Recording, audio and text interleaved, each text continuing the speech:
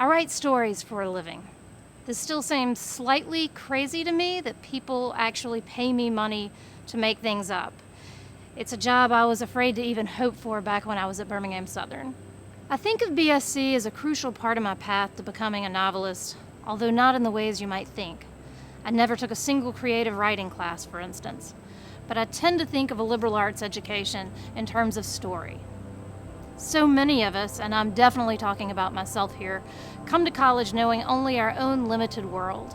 We know one story, our own, and we barely understand that one.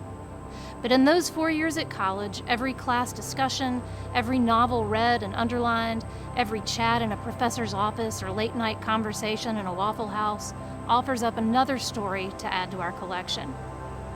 I left college with so many more stories than I started with. And even better, I left with the sense that there were endless stories out there, and I wanted to learn them. So, my story. I came to BSC knowing what it was like to be a girl growing up in Montgomery, Alabama, raised in a very traditional fashion by a family full of school teachers. I wanted to go far away for college. I would have gone across the country if my family had let me. Instead, I wound up an hour and a half from home. But as I look back, it strikes me that I traveled an incredible distance. I had a contracted major of political journalism, which was a blend of English and political science. Speaking of expanding your perspective, I'd never even heard of political science before I came to BSC. I had entirely new worlds opened up to me early on in Dr. Ed Lamont's Civil Rights and Justice. That class was a revelation.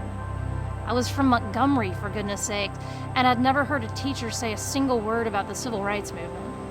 It was one of the best lessons I ever learned, that not only were there other viewpoints out there different from my own, but they could be playing out right next to me and I'd never have any clue if I didn't bother to pay attention. I think of Fred Ash's interim on Voices of Homelessness, where I read plenty and listened plenty and spent nights in homeless shelters and realized, once again, the power of trying to see through someone else's eyes.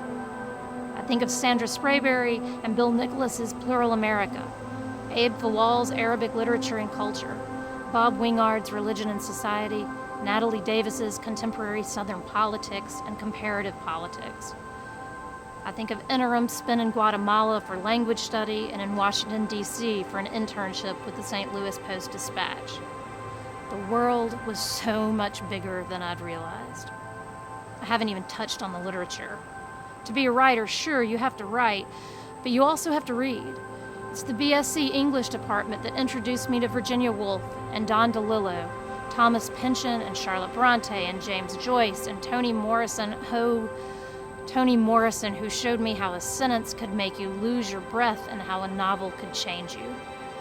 Those books were all the more powerful because the classes were small enough that you could really get a good discussion, going, and it could stretch out down the hallway and back to the dorms and maybe even to the coffee shop later that night. I love the magic of those BSC overlaps, the classroom spilling into late nights, textbooks connecting with airplane tickets, professors who knew my parents' names. I love how all the stories came together, and years later, they're still coming together.